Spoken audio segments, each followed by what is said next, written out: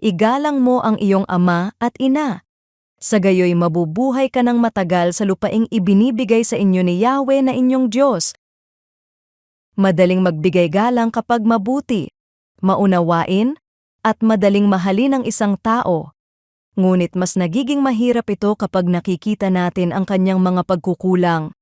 Dahil dito, may mga pagkakataong iniisip natin na ang paggalang ay isang bagay na kailangang pagtrabahuhan o pagbayaran muna ng iba bago natin ibigay.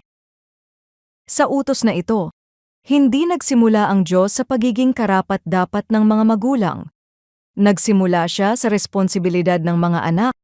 Ang paggalang sa ama at ina ay hindi nakabatay sa kanilang pagiging perpekto, kundi sa Diyos na naglagay sa kanila sa ating buhay.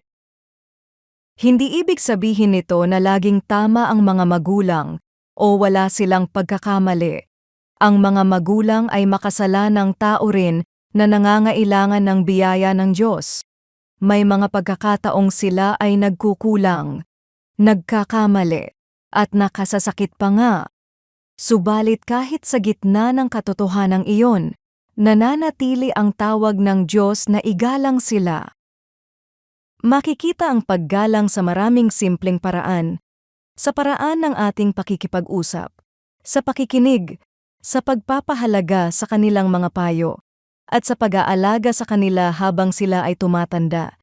Hindi ito nangangahulugang sang-ayon tayo sa lahat ng kanilang ginagawa. Sa halip, pinipili nating tratuhin sila ng may dangal dahil sa Diyos na ating pinaglilingkuran.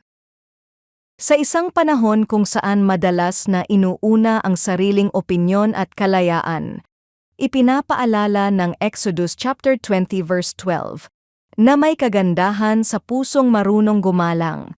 Ang paggalang sa mga magulang ay hindi lamang usapin ng mabuting asal.